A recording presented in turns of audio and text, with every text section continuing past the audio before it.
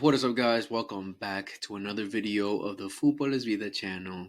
Another episode of Barca Talk, episode 19 of Barca Talk, in which today we're going to talk about the 1-1 tie of Barcelona versus the most toxic, disgusting, atrocious, embarrassing club in the league, Getafe.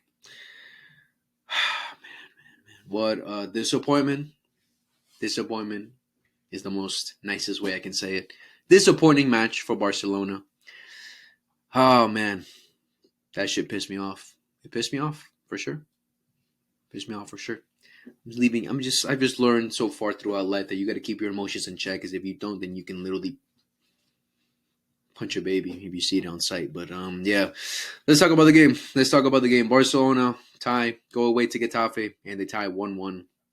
What goes from Jules Koundé and go from I don't know what the other guy's name is. Who gives a fuck? I don't really care about who scored from there. All I know is that we lost today. I'm taking this as an L because when your rival, one of your rivals, Atletico Madrid, draw points earlier in the day, the main thing for you to do is to take advantage of it. And when you don't, knowing that your biggest rival plays the next day and could potentially go even further away from you, I'm taking it as an L. Fuck the 1 point. I don't give a fuck. I wanted the 3. We all wanted the 3, and we didn't get that. So today was an L in my books, 100%. So frustrating, honestly, so frustrating. But what can we do now? The lineups: Iñaki Peña and goal, Jules Koundé, Araujo, Balde, Cubarsí, midfield of Gavi, Pedri, and Casado. Up top, Lewa, Rafinha, Yamal. Basically, Flick was going a lot today. Besides Dani Olmo, Flick was going out a lot today to try and win the game. Like, that's it. He was going out a lot today. Like, Gavi in these last couple of games for Barcelona has been great. So I don't really blame him for playing that. I kind of wanted Olmo to start today just because we're playing such a team like Getafe who are low block, defensive. You know, you would want a player that can break down the lines, try to get through them by himself easily, like a player like Dani Olmo. But Flick decided to go for Gavi today. Okay, whatever. All right. The match starts. The match starts. Barcelona kickoff. Cool, nice, great. We started playing well. You know, the main standouts in our first half was Lamine Yamal and Balde. Balde was absolutely cooking on the left today. He was destroying their left back, destroying their Malenia. He was literally cooking up. He was different today in that first half for sure. You know, he was being a little bit skillful, having a little bit more confidence in him going forward. You know, putting in some good crosses, putting some good plays. Like, kudos to him for having a great half. Lamine Yamal, the same thing, was cooking on the right.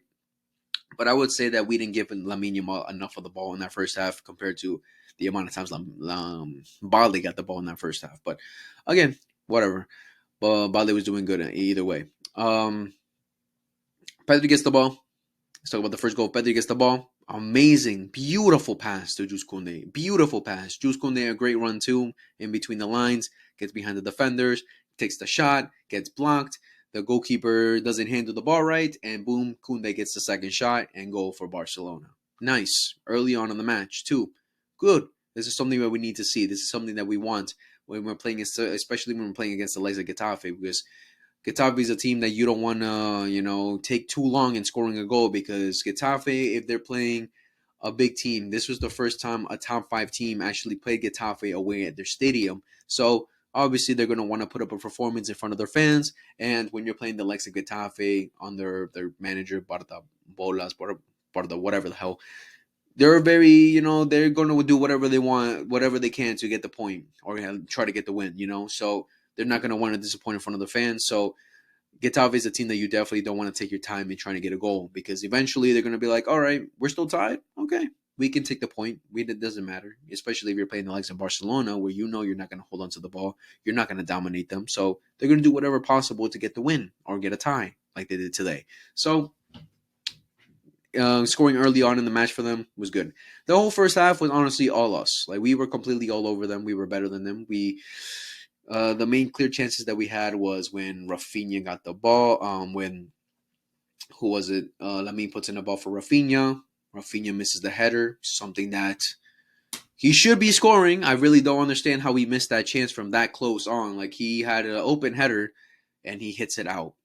Very disappointing from Rafinha today, honestly. I don't think he had a great match at all.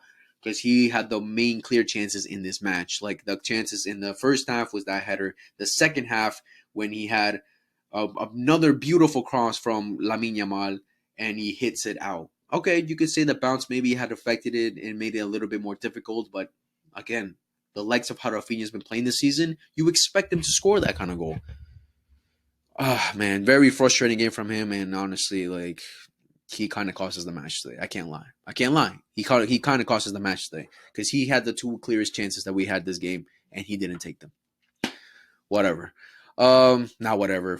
Fucking hell. Why? Why Rafinha? Why today? Why today did you not want to be him? Disappointing match for him. The likes of in that first half, obviously they get the goal back. They get the goal back from amazing save from. I mean, terrible defending at first because Koundé didn't see the guy from behind. He was completely left alone. He takes a great shot from across. He takes a great shot one time, and Iñaki Peña with a great save. I can't blame Iñaki Peña for that goal. It was a great save. He one hand saved it, and then it just rebounded straight for the Getafe player. All he had to do was tap it in. I can't blame Iñaki Peña for that goal. No one can tell me, oh, Szczesny could have probably done it better. No, it's a great save, but it's just unlucky because he got the rebound. Maybe Kubarsi could have done better in marking or whatever, but I don't think any. It's very hard to like just predict the rebound. So honestly, that player was just there at the right time where he needed to be. He gets the rebound, and boom, 1-1 for Barcelona in that first half, which was frustrating because again, Barcelona were better in that first half for sure. The likes of Pedri, the likes of Balde, the likes of Lamine were the most outstanding players in that first half. I think Gavi didn't really do much. Casado was pretty decent, dropping deep, playing that lone pivot role, collecting the ball. The defensive wise, we were doing good. Like Getafe didn't do anything in that first half. Maybe towards the end of the first half, they were, waking up a little bit, trying to create more, but it didn't really create any clear chances besides that goal that they got. Besides that, they didn't do much. But we did fall asleep towards the end of the first half. Like we could have done better in controlling the ball, controlling the game. But that's when they after the goal that they got back, they started to wake up a little more and started attacking us more, pressing us more, and we were struggling to hold on to the ball towards the end of the first half. But so let me rephrase that actually. First half of it great from us, and the other half we didn't do enough. What can we say? But again, Gavi wasn't involved at all in that first half, to be honest. Casado, again, dropping deep, helping out the defense. Like, not much they can really do. Like, we really can't blame them for that first goal. It was just, I mean, maybe for the cross that came in to the person behind, because that was just bad marking. But besides that, it's just a rebound. Unlucky. We can really say that both teams got a lucky goal today because they got a rebound goal and we kind of got a rebound goal because Koundé shoots it at the goalie and it just deflects off of him and then Koundé gets the rebound goal. So we can say both teams got a lucky goal. But the fact that Rafinha missed those two clear chances, we missed clear chances today, is just like that's what's most disappointing about today. That we missed the clear chances that we should be scoring. This is the difference that I've been saying for months, for years even, between Barcelona and Madrid. We can play beautiful football, we can play attractive football all we want, but we don't take our chances. What is the point? People don't remember losers. They don't remember losers. No one's going to remember, oh, Pedri had a sensational game today. No one's going to remember that. No one's going to remember, oh, Balde had a great first half. No one's going to give a fuck. Us Barca fans, we might get some memories. Oh, they had a great game that game, but it doesn't matter because we didn't get the 3 points. We didn't get what we needed. We need to take advantage of Atletico Madrid dropping points. And Real Madrid can play all the bad games they want because they played multiple bad games this season. But again, they're clinical. They have clinical players. They have clinical players that can win games for them, even if they're playing bad. That's the difference. And they get the 3 points. No one's going to remember, oh, they had a shit game. Maybe the Madrid fans, the Madrid fans will remember, okay, they had a shit game. But the people that don't watch the league, the people that watch Madrid week in, week out, are going to remember, oh, they got the 3 points, they won the league. That's the difference. It's the same shit with the Champions League. They don't put up great performance in the Champions League, but they win it. So no one's going to remember. No one's going to care. And this is another one of those matches for Barcelona. We can play good as we want in that first half. We can do, some individuals having good performances, but it doesn't lead to anything. It doesn't lead to 3 points. It doesn't lead to a trophy, so it doesn't matter, right? Like for me, I can say Pedri had a great match today. Like especially in that second half, he was the main guy. Let's not talk about that first pass that he made for Koundé. Incredible pass. But after that, in the second half, again, I streamed this match today, and I said in the halftime, Getafe, again, I can't blame them. I can't blame them for doing what they did today. They did what they needed to do to get the point. I can't blame them. But I knew in my head, I knew in my heart, the moment that they got the goal back from us, the second half is just gonna be a defensive game for them. Because again, Barcelona are gonna have to step up their game to try to get a goal. And what are they gonna do? Defend, because they know they're not going to outclass Barcelona. They're not going to outplay Barcelona. They know that, and they know Barcelona's going to go up another level to try and score and win the game. So it's going to be even more difficult for them to try and win it. So what are they going to do? Just defend, and that's exactly what they did the whole second half. Defend, defend, defend. They tried to hit us on the counter a couple of times, but none of them were any clear chances. Maybe that one shot from the striker that scored, like Frankie just put bad marking there, and he shoots it on target. But besides that, they had no clear chances in that second half. Nothing to be like, oh, they could have maybe have won that. No, nothing. They were defending the whole time. We had like 76% possession or something like that in the end of the game. I forgot what it was exactly. I think 72 and they had like 28. We had all the possession, but we did nothing with it. Nothing. Another clear chance that we had was when Lewa got the ball and then he headed it in, but it just passed Kunde and what's it called? And Araujo, unlucky, cool. But again, the main clear chances were from Rafinha. All right. For some reason, the audio in the first video I did completely got fucked up halfway through, which really pissed me off because I thought that was a great video that I recorded. And literally, this is a couple hours after, honestly, because I recorded that video literally right after the game. But something happened to the audio and it fucked up. So this is a couple hours later from that video because I went out with family and stuff. So I didn't have time to record it again. But yeah, so let me try to remember what I finished off from that last video. So the last thing I said before was that Rafinha missed those two opportunities, right? So let's talk a little bit. Let's finish off by talking about the second half. So second half, again, Getafe, we're defending like crazy. We had to create something in that match, and we were struggling crazy. The reason I said that Pedri was the man of the match, was sensational that game, is because he was the one that was actually trying. He was the one that was putting the most effort to try to break through the lines, because since Getafe were playing so defensive, those motherfuckers were like so compact and with our players. Like, they didn't give us any space to do anything. Literally, anytime we tried to do a 1-2 anything, they were on our ass immediately. We couldn't make a half turn. We couldn't do anything, like, without them being up our ass the moment we got the ball. Like Olmo came into that match, but to be honest, he was useless. He really didn't do much. Like, I hate saying that term, that he was useless, but it's just a fact. Like, he didn't do anything. He couldn't really do much. Like, it was so difficult to try to break down Getafe. Again, kudos to them for defending well. Kudos to them for doing what they had to do. But it's frustrating, obviously. In the moment in the game, you obviously get pissed off because you're like, these players are fucking losers. But like, the Getafe players are losers. But again, those division kind of players, those players that are on the bottom of the league, they need to do what they need to do, because they're not like the Premier League. We're not like the Premier League. Like, these bottom teams don't have the money to spend and buy players, who have quality. That's the difference between the league of Premier League and La Liga. That's what they say, right? The Spanish league is more tactical. They use more tactics, while in the Premier League, they can use tactics at the same time, but they're more, front-footed because of the quality of players. That's the difference. In La Liga, there's not much quality of players, so they have to do whatever they need to do to win games, tactically wise. If they have to defend, they'll defend. If they have to play the counter, they'll play in the counter. And that's what Getafe did. And I knew they were going to do that in the halftime. I said it during the live stream in the halftime that I knew they were going to do that, and it's exactly what they did. I can't blame them for that, right? But again, Pedri was the one that was trying to create the chances. He was the one trying to break us through their defense. As much as he tried, it was still very difficult, because the likes of Rafinha, every time he got the ball, he just put in crosses, led to nothing. It either got blocked or it led to nowhere. Lamine was very frustrating in that second half as well. You can even tell himself he was frustrated, because, again, trying to break down those kind of teams is not easy. Again, but he was just shooting to shoot. He was just crossing to cross. He didn't really do much in that second half at all. Besides that chance he created for Rafinha, we really didn't do much. Like, one of the clearest chances we had when Frankie de Jong shot it from outside the box with the curler. It was a good shot, but it was also a great save. So unlucky. I think the main controversy from that game was the fact that Jules Koundé was fouled inside of the box from a corner kick, where he was grabbed by one of the Getafe players and brought to the ground. I said in the stream, that's a penalty, because he was grabbing him. He's literally hugging him. He's bringing him down. How is that not a penalty? But when it happens to Rudiger, it's a penalty. But when it happens to us, the difference was they played them over there at the Bernabeu. The difference is we play them away. Is that the difference, or is it because of the badge? Who knows? But Rudiger gets the foul for that, but Kunde doesn't. Do what you want for that information. For me, it was a penalty. He was clearly obstructing him from getting anywhere near into the box, and he brought him down to the ground.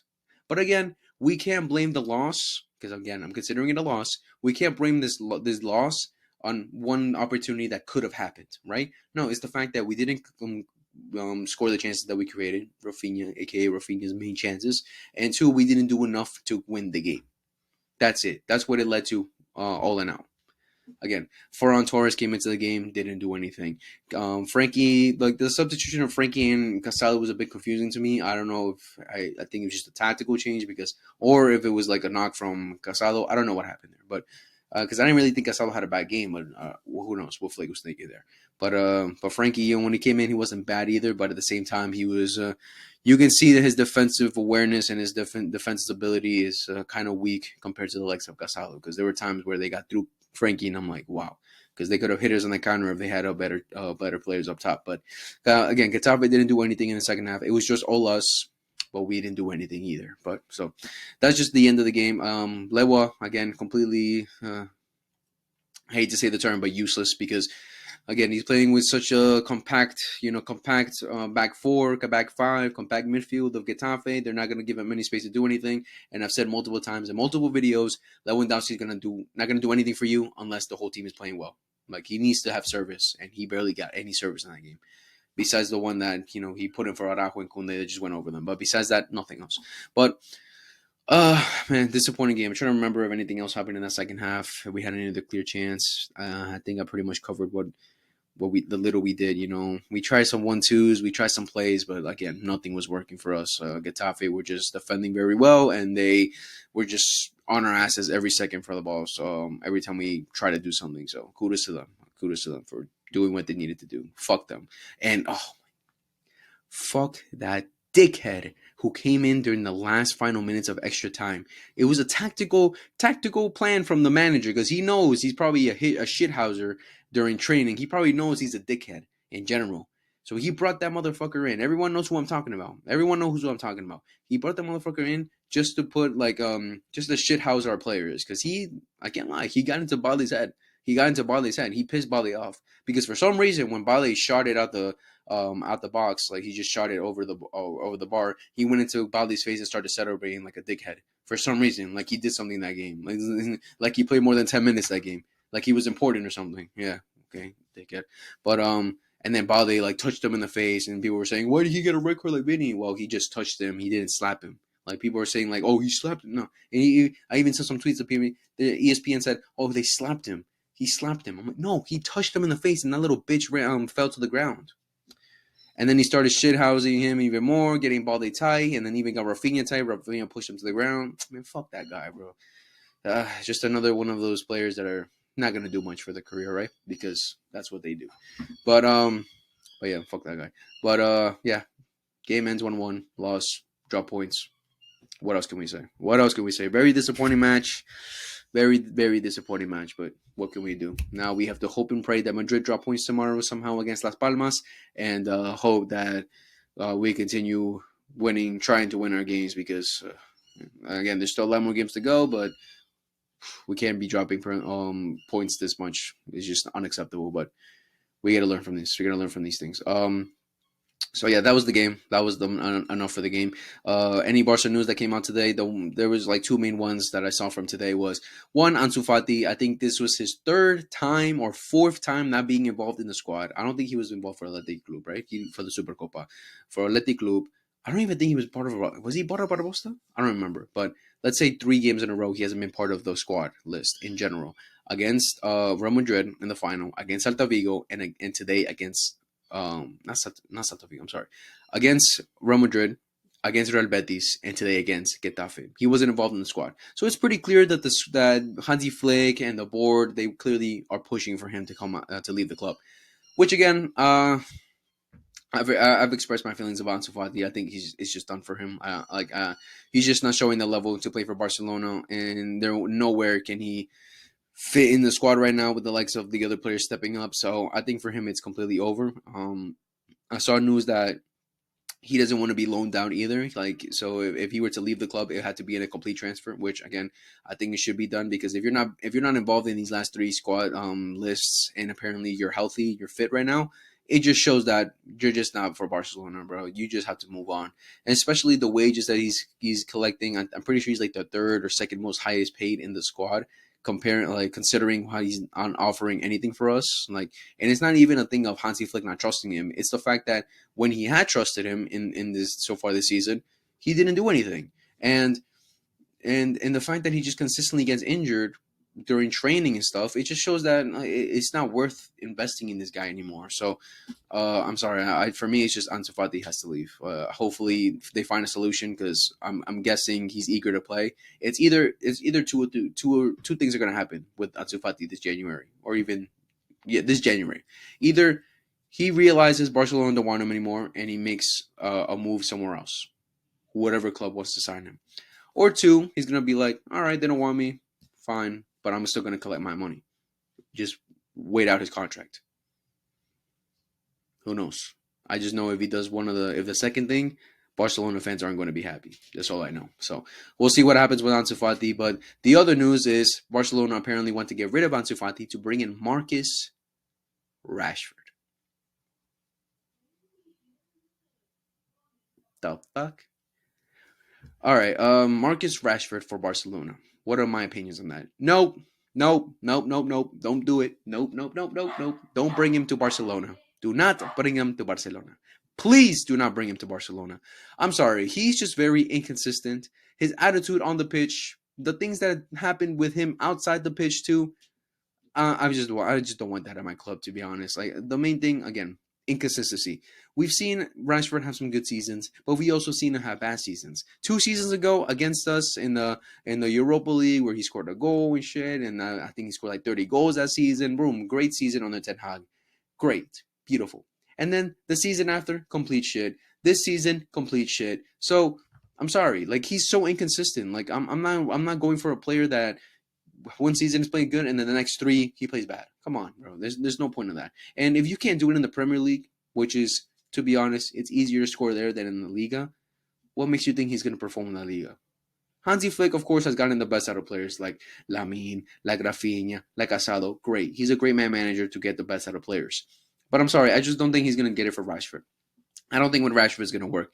Another thing, his attitude on and off the pitch. Again, so much controversy around him in general, like, of things he does off the pitch, like going to clubs, doing this, doing that, going on vacation like that. But it looks like professionalism isn't one of his main things compared to the likes of Rafinha, Lewa. Maybe he's surrounding himself around those kind of players. Maybe Flick can change him, but I'd rather not take that risk. I'd rather not take any risk of him ruining the dressing room, or the atmosphere, or influencing the young players, because we have a lot of young players. Like, I'd rather just not take that risk. I'm sorry. Like, again, I know he has potential. I know there's something inside of him that can spark up one day, and he can be one of the best again. But not for me. Not for me. I don't think we should prioritize getting Rashford. Maybe. No, I no. There's no maybes either. Like, there's nothing for Rashford for me for Barcelona. I hope we don't get him, but there's been a lot of news of Barcelona wanting to get him on a loan, and him apparently wanting to come to Barcelona. So we'll see what happens there. If he does end up coming, hopefully it turns out good. Hopefully Flick changes this kid, not even kid, grown man now. He's in his prime years. He should be stepping up massively in this point of his career. But we'll see what happens with that. But for me, no. Could he maybe prove me wrong if he comes eventually? Maybe. Who knows? But I don't want him. I don't want him personally. But yeah, that's been everything for this Barca talk. I hope you guys enjoyed. I'm gonna end it here because I'm just disappointed. For one, for losing the game, and for two, because my fucking recording crashed. The audio crashed for some reason. But I hope you guys enjoyed this video. We play Benfica next week. I will be streaming that match, so make sure to tune in. All my links, socials down below. Make sure to follow my TikTok if it doesn't end up dying tomorrow. We'll see what happens with that. But as I'm posting more consistently on that, hopefully it doesn't die off tomorrow. We'll see. But I hope you guys enjoyed. Make sure to like, subscribe, favorite, hit the notification bell for every time we upload. Share with your friends that love Barcelona, that love Real Madrid, not love Real Madrid, that hate Barcelona like Madrid does, so they can talk shit to me in the comments. Let me know what you guys thought about the video. Is Barcelona finished? Are we gonna continue doing well this season? Are we gonna finally start making some points up? When we play these shit teams, we'll see what happens. There's a lot more games to go. Hopefully, Madrid drop points tomorrow. Let's just pray. But again, thank you guys for watching, and much love, you beauties, and peace.